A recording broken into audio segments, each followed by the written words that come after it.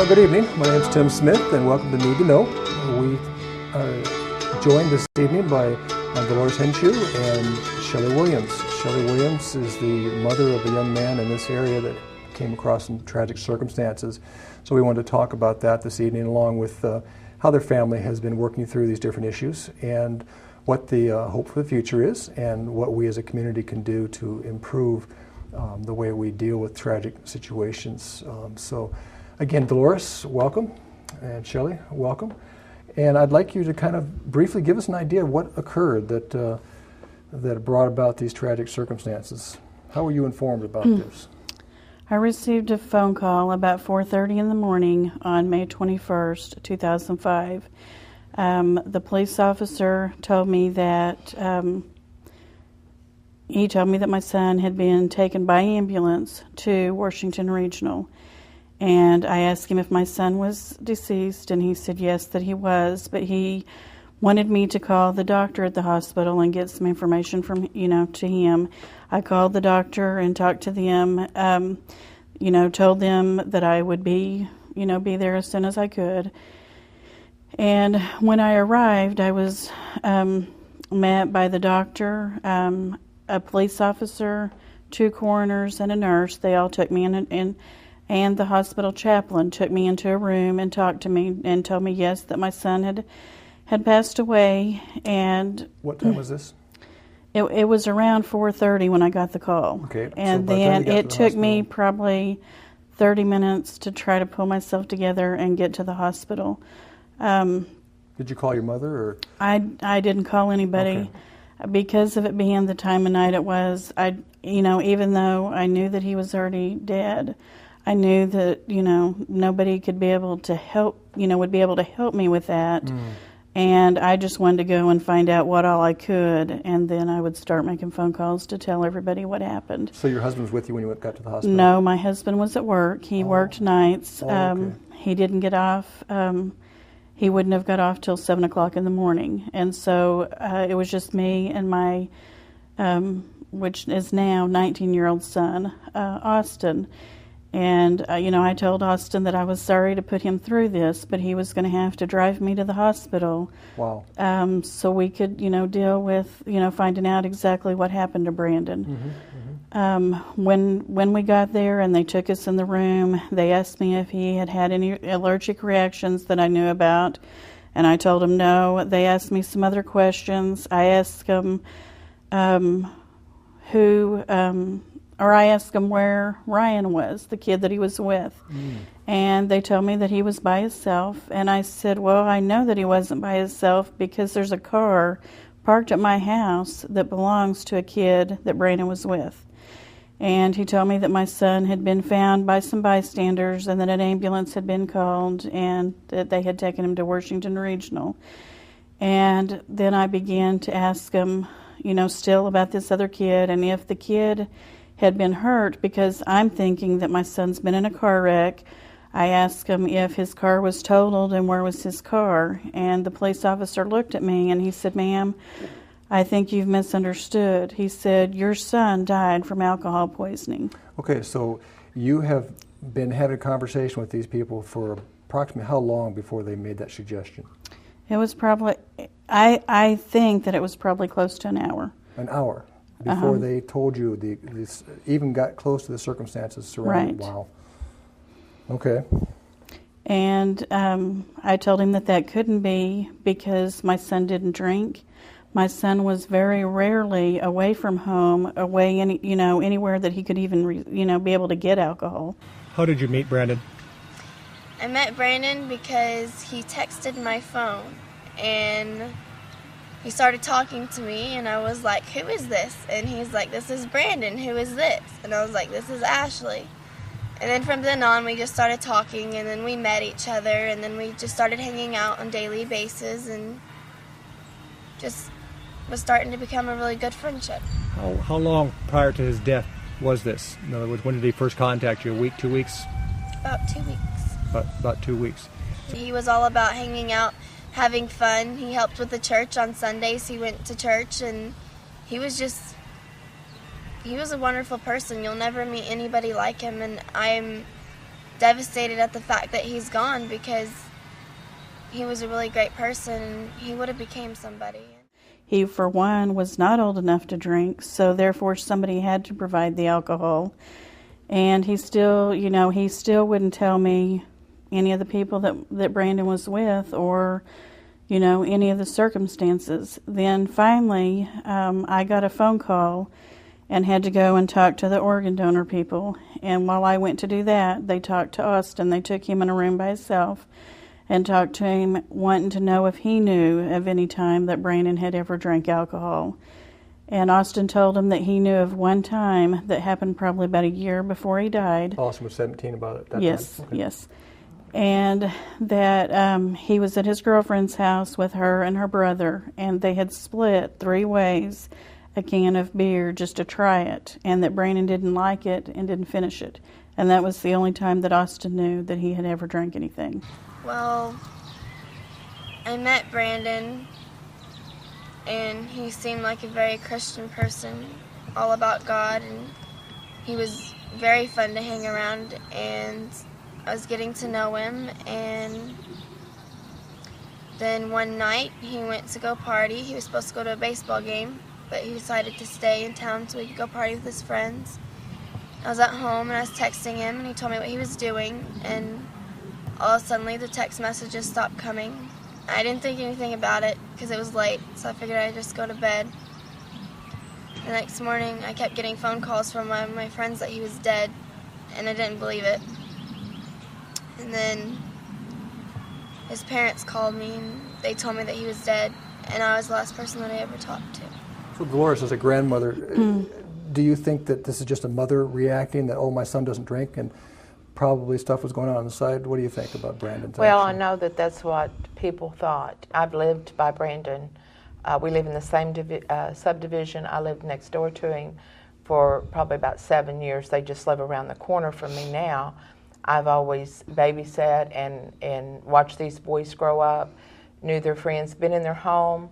Their parents didn't drink, didn't have alcohol in their home, didn't, have friends that drank, and my husband and I don't drink, don't have alcohol. And so these boys were really not around it. Now, there was times that Brandon was at parties, him being an athlete, he was at parties that there was alcohol, and he had mentioned this to his mother. And just the week before he died, he was at the coach of this baseball team house, and the coach got out alcohol and offered it even to the minors.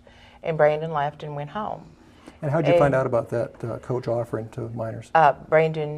Brandon mentioned it to his mother because he'd come home so early. Okay. And it was Mother's Day. We were at a restaurant after church, and Brandon got a phone call from his coach, and his coach said they were calling a team meeting at his house that afternoon.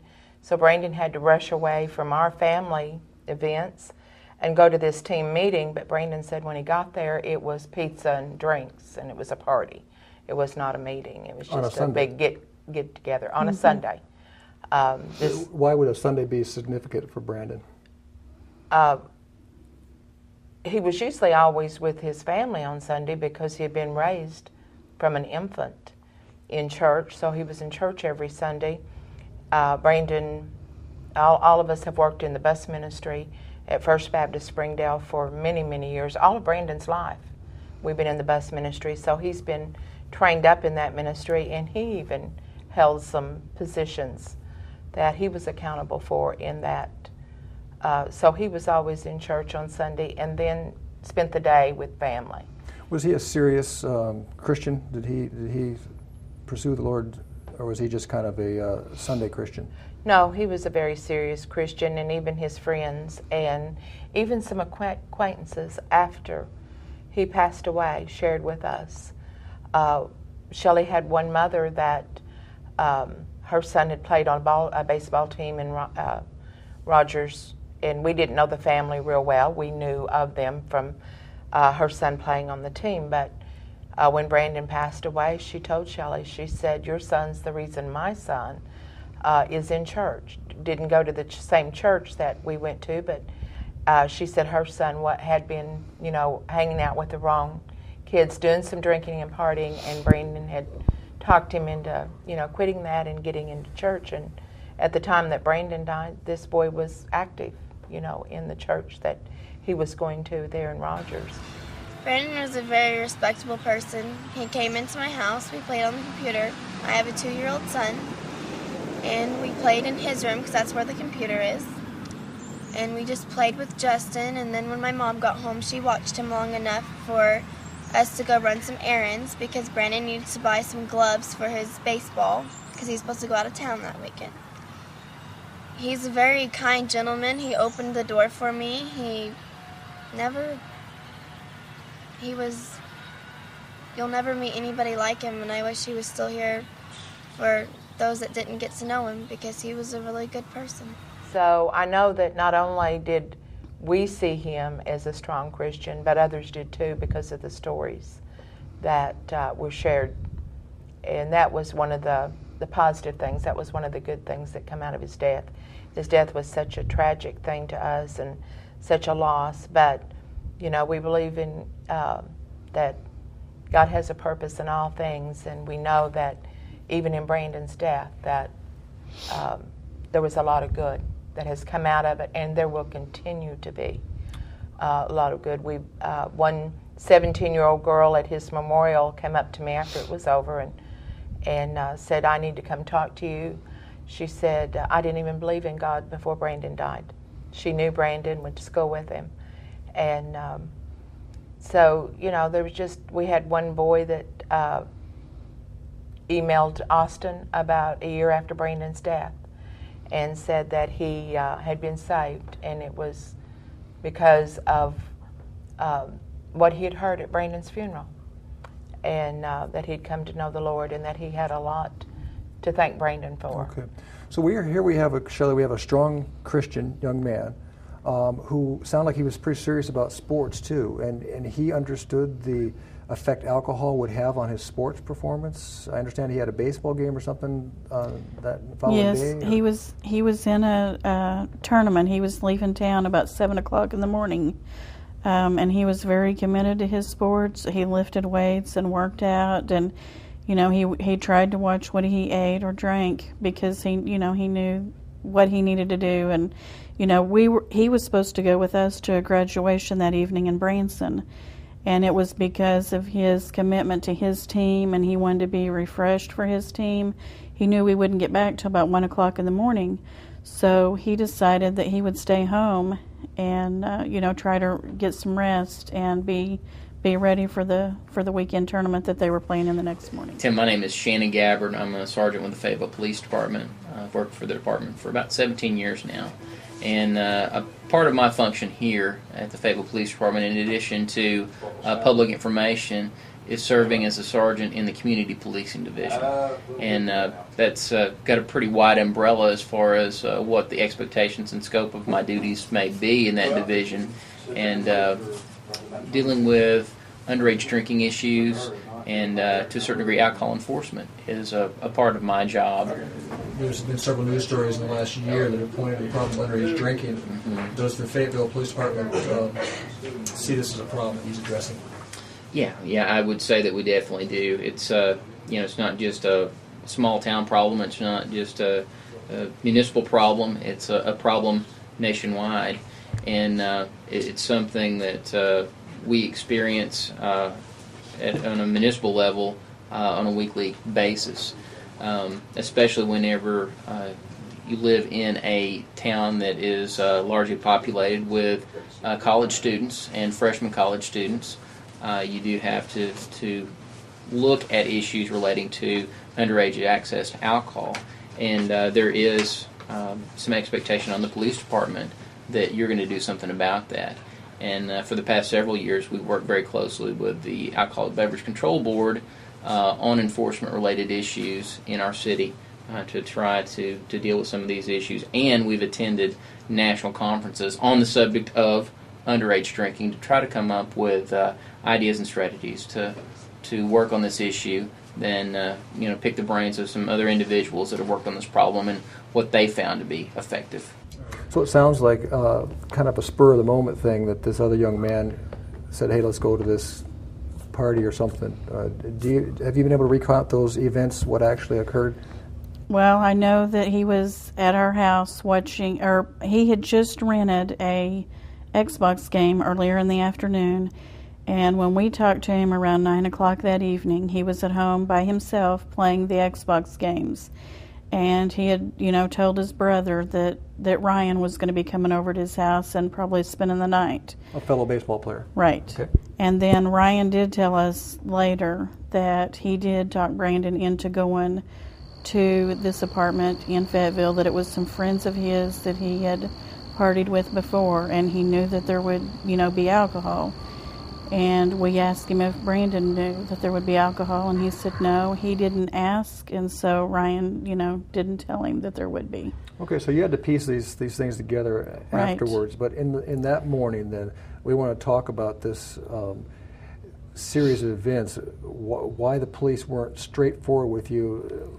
What occurred that started giving you an idea that something is deeper going on here than... Well, when I was talking to the police officer, and at first he told me that my son, according to people, he did finally tell me that Brandon was with some other people in an apartment in Fayetteville. He didn't tell me names or how many people, but he had told me that Brandon had a couple of drinks.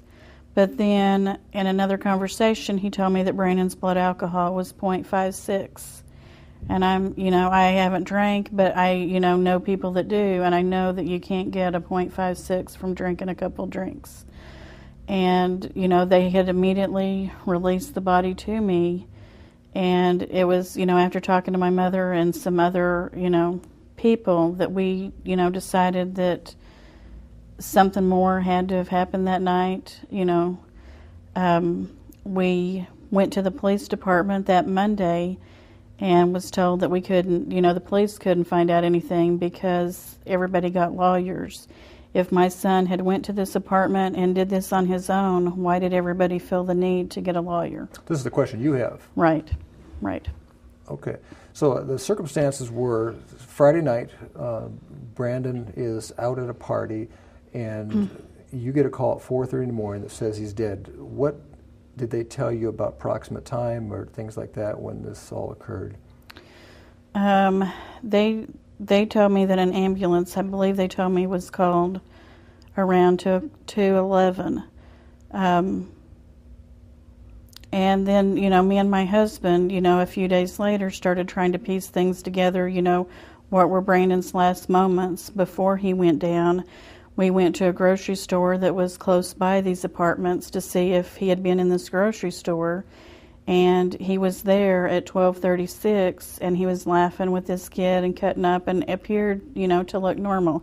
Within less than an hour and a half, he's dead. The Harp's grocery store was good enough to let you have that video then? Yes. At 12:30, he appears to be fine. He doesn't appear to be drunk or anything like that? No. Okay, so then the next thing that you did in the morning was you were confronted with the question of the transplant team. They wanted to know if they could take... Right. They wanted to know if they could go ahead and take the, organs, because he was an organ donor, and we told him that was fine. And then it wasn't until my mother talked to an ex-police chief that told us if they start that organ removal, we will not be able to go ahead and do the autopsy. So we kept calling the Fayetteville Police Department to try to get them to hurry up and do something for to request an autopsy, because we wanted to get the organ removal stopped. That's a whole other show I'd like to do. It sounded like a very difficult situation occurred with that whole organ donation. That's another thing I'd like to talk with you later. But at some point in time, something tipped you off that something occurred at that party that was not what the police were telling you. What occurred there? Well, later that day and the next few days to follow, we started getting phone calls from teenagers that told us that something was put in Brandon's drink. The guys put something in there thinking it would be funny. They knew he wasn't a drinker. They knew, he didn't party, and they wanted to see how he would react to what was put in the drink. Now tell me about Brandon. What is your concern with how he died? Did he just drink himself to death in your mind? In my mind, I don't think he drank himself to death. In my mind, I don't think Brandon would ever do anything like that because he's never really drank before. I don't know, but I feel that somebody might have put something in his drink or something and caused him to die. And from the stories that I've heard, he was sitting on the chair and like hyperventilating, and they just sat there and let him die. I mean, all they had to do was pick up a phone and call, but they were afraid that they were going to get in trouble from the party, so they didn't call. So they just let him die. Have you heard of other people having things put in their drinks before? Yes. How common is that, do you think? I think it's very common. Why are people doing that? I don't know. Some guys do it to take advantage of girls. Some people do it because they think that it's funny and they want to see how you act towards it, when really they don't really understand the consequences that they could be killing you. You know, they think it's all fun and games, but, you know, what if that person dies like Brandon did? So you have heard about this type of thing happening before, where somebody's had stuff put in their drink without them knowing it? Okay. When you were out with Brandon that previous day, was he trying to come on to you at all? No. Why not? You're a pretty lady. Brandon was a very respectable person. He came into my house. We played on the computer. I have a 2-year-old son, and we played in his room because that's where the computer is. And we just played with Justin, and then when my mom got home, she watched him long enough for us to go run some errands because Brandon needed to buy some gloves for his baseball because he's supposed to go out of town that weekend. You told me Saturday morning some people started calling you, or Sunday, or Yes. Saturday morning. Yes. So they had quickly heard that he had died. Yes. And they called you. Why? What motivation would these people have to call you, you think? Well, it was actually Brandon's cell phone. We started picking up his cell phone, trying to find who were the last people that he had talked to before he died. Okay. And it was in picking up the cell phone and looking at the last people he had talked to. We had seen text messages on there, and then, you know, different people he talked to. And he had talked to a girl around 12:10 or 12:15, somewhere around in there. And my mother picked up the cell phone and called and got this girl.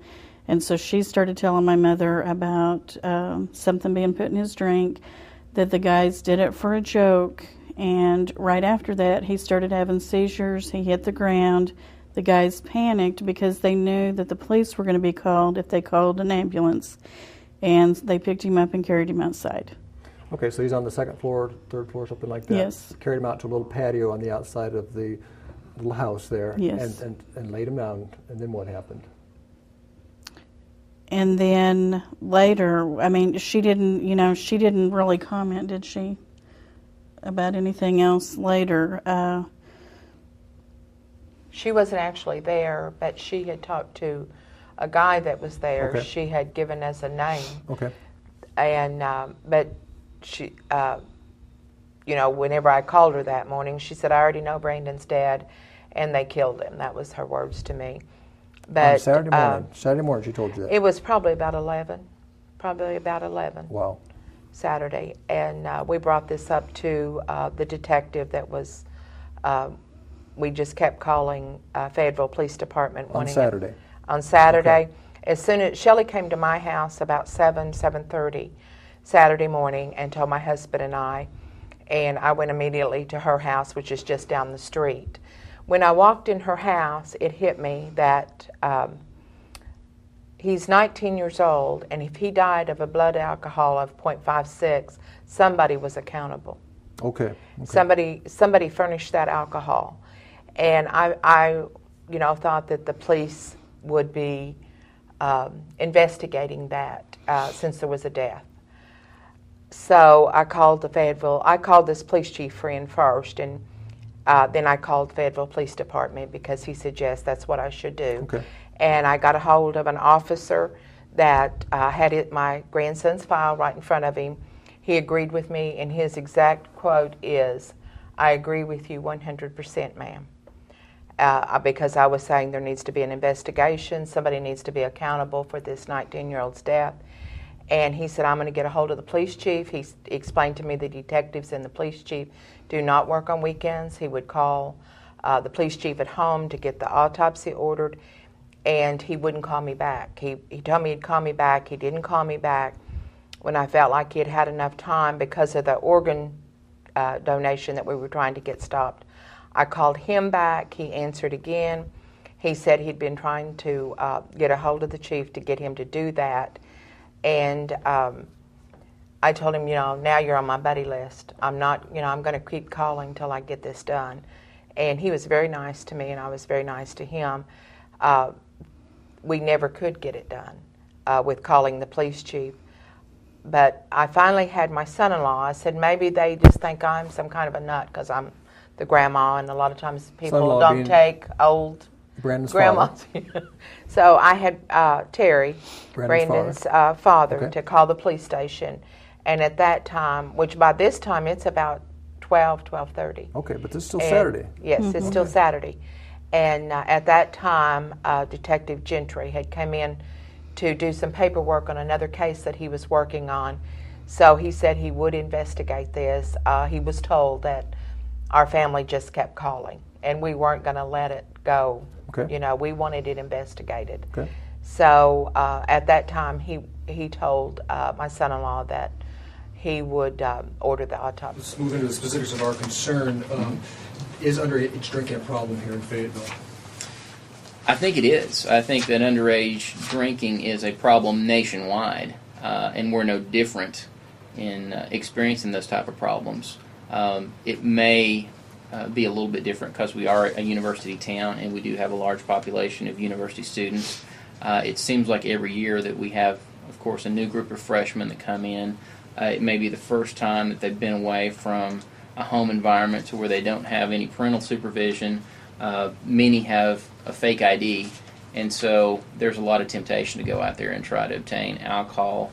And to a certain degree, there's a lot of wanting to fit in, wanting to find that group that they identify with, and to a certain degree too, it's in certain segments of the population very socially acceptable to drink before you're of age to do so, and that bleeds over to us.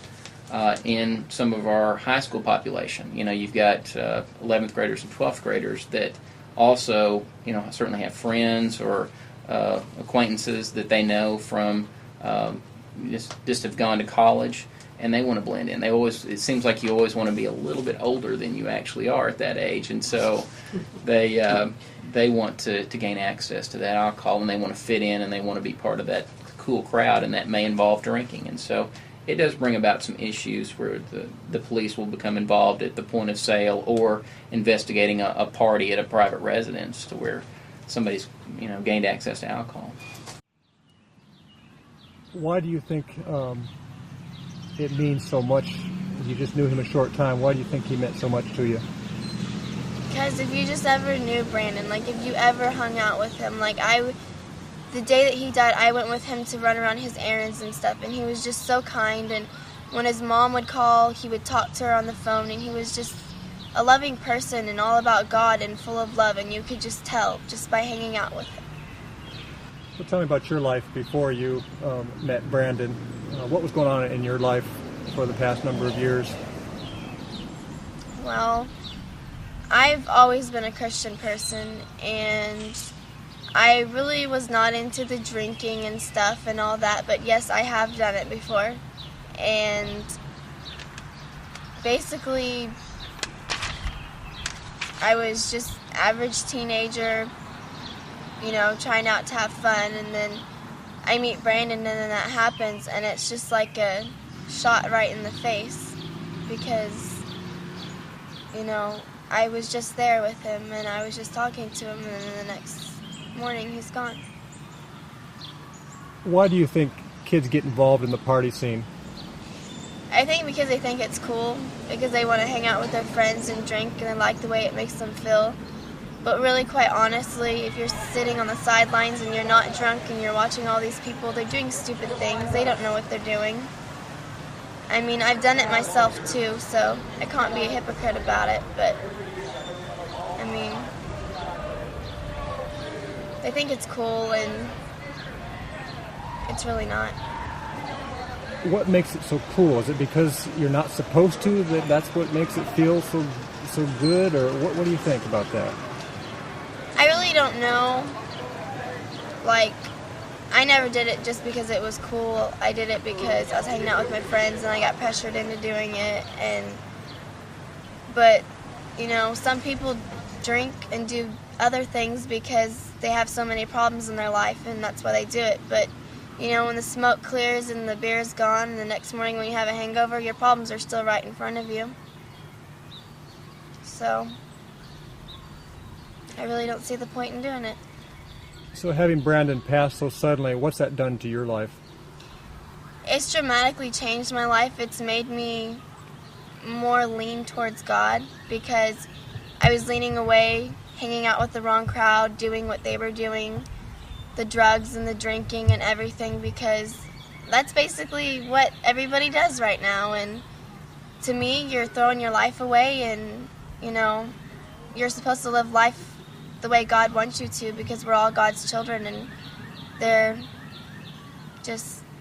hurting themselves, they're hurting their lives, and even with smoking and everything, I mean, you're killing yourself. And when you say you're supposed to live life as God wants you to live, how does that look? What is that like? To me, in the Bible, it says that God, in Psalms 91, he states that if you love him and you do deeds for him, that he'll always be there for you, your salvation. And I feel that if you follow God and you do what is right, any problems that are thrown in front of you, you're going to be able to deal with it. God doesn't put any problems in front of you that you can't handle. And I believe that instead of drinking and going out and doing drugs and stuff, that I get out my Bible now and I pray and I talk to God, because he's not going to put a mountain in front of you that you can't climb. You can go out and have fun and go to the park and play, or go camping, or go see a movie, or rent movies with your friends and hang out, or even go to church. I enjoy going to church on Sundays because it's praising God. And you know, there's people out there that I've tried to preach to, and they're like, I don't preach to you, you don't preach to me. And that really does hurt my heart, but then I go and pray for them, because I pray that they'll be led in the right path, and all I can do is try. I had to go ahead and call him, and it was probably around 6 when we called him. But before Terry got there, the chaplain apologized to me for the room that they had to take us to, and he told me that there was 2 other deaths that came through the emergency room around the same time as Brandon. He told me there was 2 alcohol poisonings and 1 drug overdose. And we tried, with the police to find out who they were, or, if it could have been where Brandon died. And the police never would tell us anything about the other 2 deaths. And we, went on our own to the Washington County coroner, Roger Morris, and tried to get him to share information with us. And at first he wanted to deny that there was any other deaths, but he did go ahead and confirm that there was. He just wouldn't tell us the details about them. And while we were there talking to him and trying to find out things from him, I broke down, and cried, because he wouldn't tell me anything. He just kept telling me I need to talk to the police department, and they would tell me what I needed, what they thought I needed to know. And I went out to the car and got pictures and showed him all this blood that's on Brandon's clothes. He had a T-shirt on, and then he had another shirt on outside, and the inside T-shirt in the back is saturated with blood. And we asked him if there was anything that the coroners could have done to get all this blood on Brandon's clothes, and he said no. And he looked at some stuff on the computer, and he wouldn't really tell us anything more, but he did tell me that I was being lied to about my son's death. And he told me that he would, after I left, he would call and talk to the detective and see what he was allowed to tell me, and to give him 2 or 3 days to make some phone calls and do some checking on some stuff, and that he would get back with me. I spent probably 3 or 4 weeks of calling him, and he never would talk to me or return my phone calls. It's just a closed door. Right. Closed door. As far as that blood goes, I was able to read over the police reports that you have and the emergency reports, and it was pretty clear that most likely that happened in the rush of the emergency room, that they had done some blood draws and different things like that in an attempt to save his life, and that was probably where that blood came from. But for this coroner that's a responsible individual in the community to be shut up like that, it doesn't sound like the whole story is coming out. It sounds like somebody's trying to cover up something, and I don't understand that. Dolores, you have any idea why this would be? No, I don't, but in October, the prosecuting attorney called Shelley and wanted to come down for a meeting and wouldn't let a private investigator or a lawyer come. I did go with her because her husband was at work. And at that time, the detective and the prosecutor admitted to Shelley that they wouldn't let Roger Morris call her, that they had told him not to. So next time you get called by a city attorney or a prosecuting attorney and they say you can't bring an attorney, what are you going to say? Yes, we can. Yes, we are. Yeah. We won't come without. And when I got there, I took a tape recorder. And we asked if we I could asked. use it, and we were told no. Yeah, I told him that my husband wasn't there and that I wanted to tape it, so if he had any questions, he could hear, what we had to say, that he had just started a new job, because they kept questioning, why he wasn't there to meet with them. And I told him he had just started a new job and he, just couldn't start taking all this time off work, and that we wanted to tape it for him. And they so this happened in May, and then October is when this meeting occurs. And right. You are trying to explain to me why these people are acting so strange, and all you're doing is getting more strange stuff going on. And right. this meeting was strange. They had called her to come in and meet with the prosecuting attorney, and the detective was there, and then there was a deputy attorney or somebody there, I can't remember his name. We went into this meeting, and at that time they were telling Shelley that the case was closed and that they had 13 witnesses that were all saying the same thing. Now, before we were always told it wasn't a party, there wasn't anybody there except the people that lived there, and Ryan and Brandon and a girl that was there visiting. Okay, so we got we got a total of 7 people that we were always told before. But yet they have 13 witnesses. And the prosecutor, Casey Jones, he's got a stack of papers, paper clipped together. Looks like there's 4 or 5 pages to each, and he's got a stack there, and he keeps referring to them and putting his hand on them and telling us that those are depositions from the witnesses, and they're all saying that Brandon did this to himself. He wouldn't let us see them. He wouldn't let us have copies of them. Told us that we would never be allowed to get copies of them.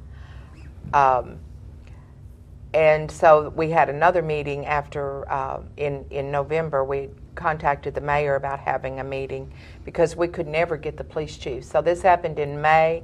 It took us till November.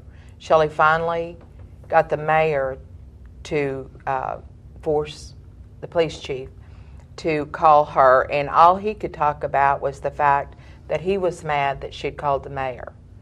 So we requested a meeting. The police chief told you that? Yes. He was very upset at Shelley, and being very loud with her, and very, trying to intimidate her about calling the mayor when we couldn't get satisfaction from Fayetteville Police Department.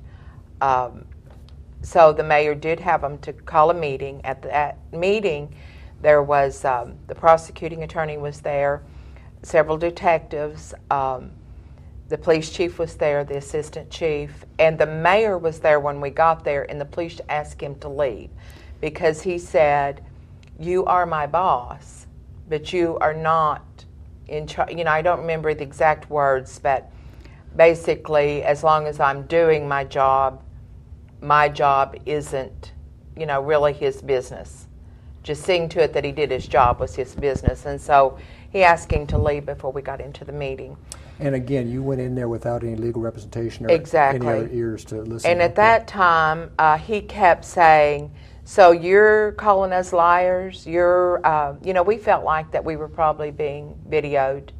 We felt like that probably the city attorney and maybe somebody else was watching this. The detective that we had, Detective Gentry, was not in this room. This meeting lasted about 2.5 hours, and Shelley ended it because we got nowhere. They wouldn't answer any of our questions. They just wanted to intimidate us and try to get us to say something against the Fayetteville Police Department. Just kept saying, so you're calling us liars? I said, no, I didn't say you were liars. I had pictures, I had questions, I had things that I wanted answered, and they would not answer my questions. Okay, let's go over your main points of contention with the Fayetteville Police Department. Number one contention is you were not informed quickly and thoroughly of what happened to your son. Yes. What else? We just couldn't figure out why it took 2 weeks before they talked to anybody at this apartment, anybody that was there that night. And how did you find out it took them 2 weeks? Because we were able, through Mothers Against Drunk Driving, got us the paperwork of the depositions. Were they depositions? Yeah. Freedom of Information Act. Right. Okay. And were able to get us the paperwork, and it stated when they were called in, and plus Detective Gentry had told us that it was going to take some time to get them in to question them because they did have lawyers. Now, Ryan and Samantha did go ahead and go the next morning and talk to the police, but as far as the other people there, they weren't talked to till later. You feel like the police department showed up at the scene. The young man was your son in desperate condition, but they did not take any pictures. They did not secure the scene. They just looked at the situation, bundled him up, got him back to the hospital, and were back to the apartment one time maybe, and that was it. And you're saying there was no thorough investigation from Right. your perspective. Is that Right. okay? And that's what bothered us from the very beginning. And the police officer, the thing that alerted me to at the very beginning to get me motivated to get involved was when my daughter told me about my grandson dying, and I started asking questions. She could tell me more about the police officer that had told her at the hospital that he died than she could about how he died or where he died. She kept saying he had worked over 12 hours, he was tired, he wanted to go home, he wasn't going back to the apartment, there wasn't going to be an investigation, and they released that body. And that's what clicked in my mind. There's a problem here. If we've got a police officer who's worked over 12 hours, didn't even go back to the apartment to question, how did this 19-year-old die? What he has handed my daughter at that time is a paper, and we have it in our file, that says he drank 2 shots of something and died. This is a young man that was found down at a party. EMS was called, and police responded to it. The scene was not secured. The information that the young man might have provided was not obtained at the site. In terms of pictures, there was no pictures taken. There was no follow-up. And so the reason we're curious about this is the jump to judgment, leap to judgment, apparently was that this was a binge drinking situation, and it was left at that. Is this something that would you be concerned about that if you understood that the police officers and the Fayetteville PD was able to make those kind of jumps, particularly when a young man dies? Without knowing the information on the case, I couldn't answer accurately on it. But, I would think that regardless of whether it's binge drinking or whatever the case may be, we have to take a hard look at it and determine what the cause for loss of life is. And if that means following up with a medical examiner or whatever needs to take place with an evaluation of that person's blood and bodily fluids and trying to see what their cause of death was, then we need to do that. I know in the field of law enforcement there are a lot of different things that you have to be knowledgeable of. You may be working a traffic accident, for instance, on one particular call, and the next call you go on may be an unattended death, it may be a dead body, and you've got to be skilled enough to know the basics to look for something that doesn't seem right. So in-service would be something you go. Sure, absolutely. Okay. How do we follow up on Brandon Williams' death? How do we, who do we talk to next to find out more information about that situation? Any investigation that's taken place here with our detective division, as long as that case is something that's been closed, then certainly you could talk to the detectives about it, our detective division. Maybe start with one of the supervisors in that division to try to learn more about the processes and what's done in those type of instances. Well, 2 shots of what? If you were a police officer, wouldn't you want to know 2 shots of what? Now, that's what's in his report. 2 shots does not get you to even point. And so why, if he was tired and wanted to go home, why didn't he call somebody out? But why would you as a public citizen need to know that he's been working 12 hours? Exactly. My daughter knew more about him and his problems than she did about how my grandson died. And that really bothered me because, I've just always had the highest respect for police officers. I don't break the law. I've taught my children and grandchildren not to break the law. I've always taught them that they were there to protect us. I always felt like that we had laws in place that would, if somebody died, that the death would be investigated. And it was a big disappointment to me to find out that Fayetteville Police were not going to investigate it and never did investigate it. They put together a paper trail to, make it look like that like they had done their job. But just like the 13 witnesses that they were supposed to have when we had the meeting in November, and I kept confronting the prosecuting attorney in front of the police chief, the assistant police chief, and all these detectives, and I just wouldn't let it end. He finally admitted he never had them. Why would the police stage things like that against, citizens? They're there to protect and to take care of us. Why would they stage, something so bizarre? Why would they call us in and have a meeting? And you know what? They did lie to us. They did lie to us. They've lied to us many times. The police chief told us he couldn't order an autopsy. Well, I checked with an ex-police chief. Then I went back and checked with the Springdale city attorney and the police chief again, and they showed it to me in the book, where the police chief can order an autopsy. Okay. But yet Fayetteville's insisted that he couldn't, and that's why he didn't. So, that's what was so upsetting to me. When you looked into the party drug that is quite prevalent in college towns, and the research that I've personally done shows that you have to sample the urine and you have to sample the blood, and the blood has to be sampled pretty close to actually after the drug is ingested, otherwise it passes through the system pretty quickly. So his urine was tossed out at the hospital. Right. And the blood that was finally tested wasn't until down to Little Rock. Is that my understanding? Yes. Okay. So you finally got them to agree to an autopsy. At what point in time did that occur? It was, when Detective Gentry came in around 12:30 to work on another case. He heard about it, and he did, because we did keep calling the police department, he did go ahead and order that autopsy, and we called the hospital and told them that, who we were and that they needed to stop the organ removal, and they told us that they had. Turns out they had not. They had not. already removed. And Detective Gentry is the one that we have a paper in our file that Shelley received in the mail that Aurora thanking Detective Gentry for giving them permission. And to me, he had no right to give them permission to go on with.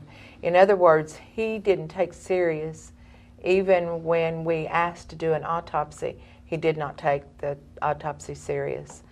And Shelley's talked many times. Brandon was taken on Monday. He died on Saturday morning. He was taken on Monday. We don't know when his fluids were drawn.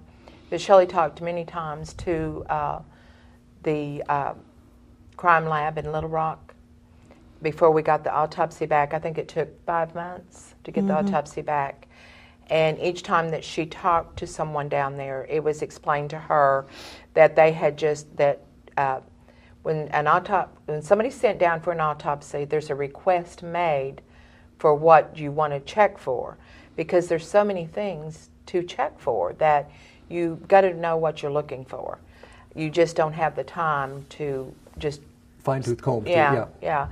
And so that Fayetteville Police just requested to confirm alcohol poisoning.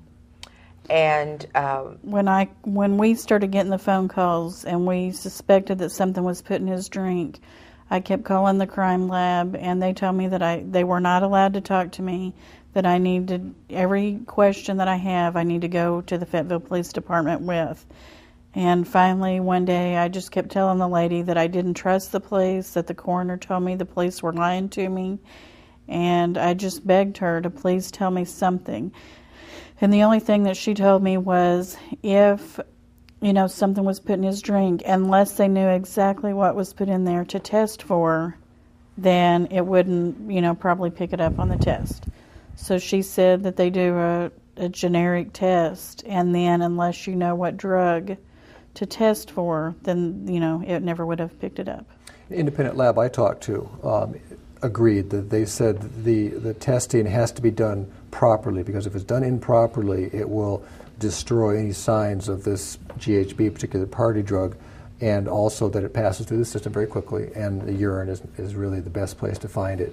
And so they said that just because your report came back negative doesn't mean that was actually ruling out this was a possible drug. Over this last year, what has gone on in your life as a result of Brandon's death? Well, I have constant reminders. I remember him every single day. And when I go out to parties and stuff, yes, I have drank recently since then, but then when it hits me, I put it down, and usually I go to my car and I cry, because I see all these people around me partying, and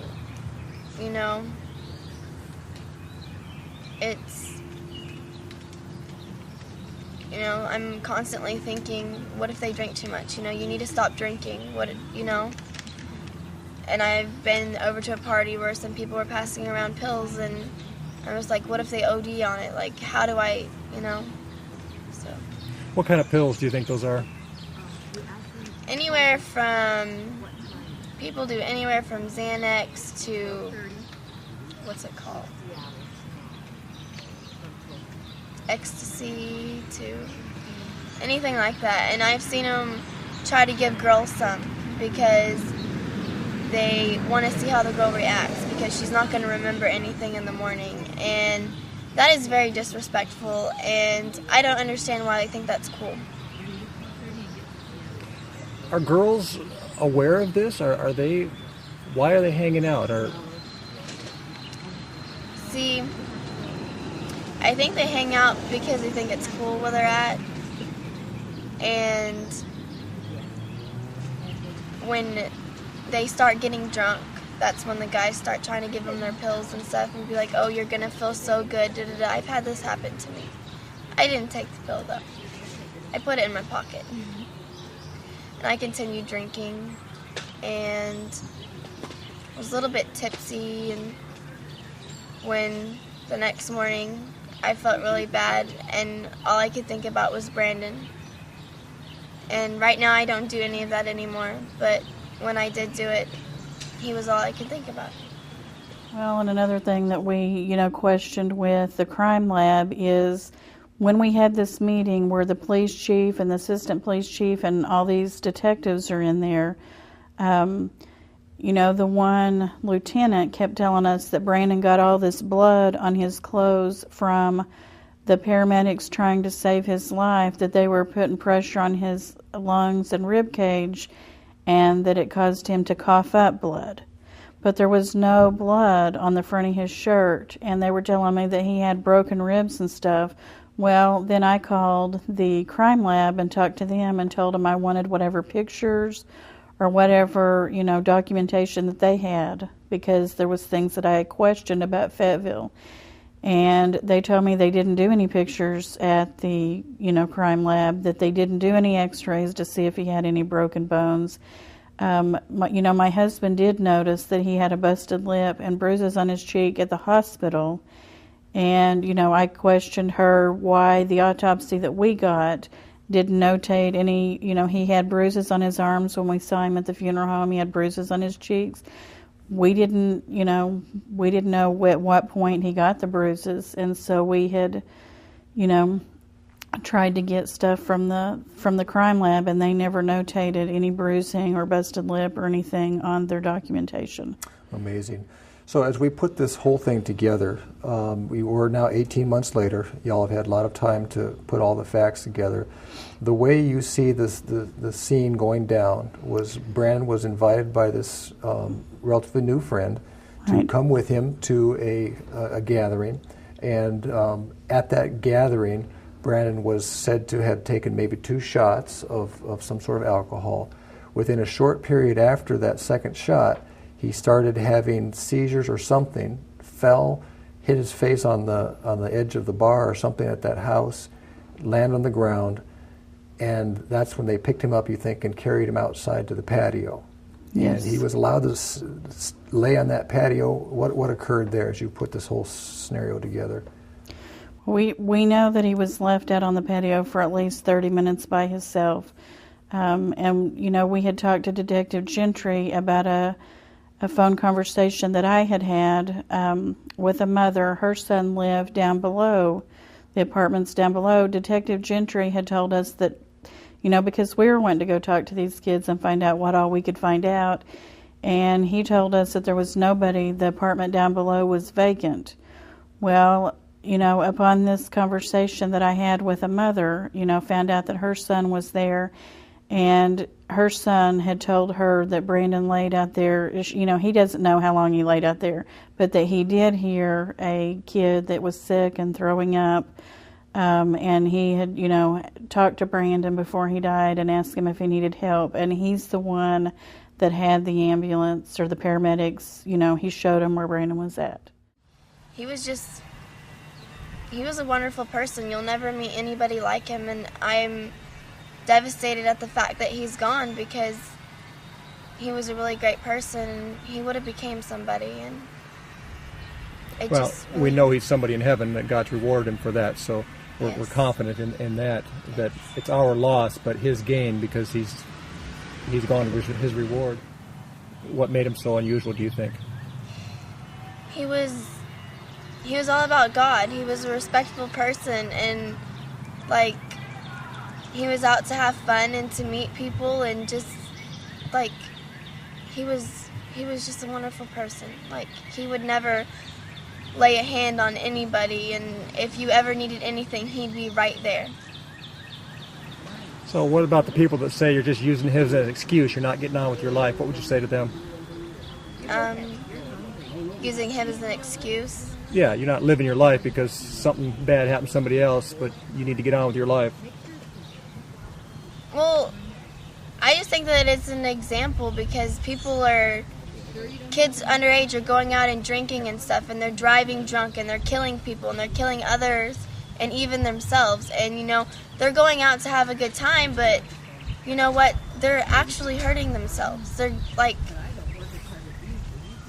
I think that the whole concept is basically the same. It has nothing to do with whether Brandon died. It's a really tragic thing that happened, but it's something that everybody needs to pay attention to, because this is life. This is the truth. And, it happens all the time, and people don't realize that it does. And they don't realize the consequences and what they're doing when they go out and drink and do drugs and do all these things that they're doing. They think it's cool, and it's not cool. How would you recommend young people of your age to have a good time? Are there good places? Are there places to go? Are there things to do that are actually a good time? You could go to the movies. You could go to the lake.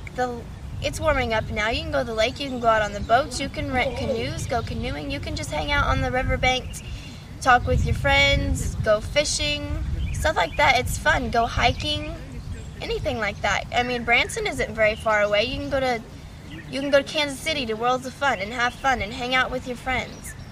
You know, and if you don't have a lot of money, go hiking or something. You can hang out with your friends and have a good time and joke around and laugh and stuff without having to drink.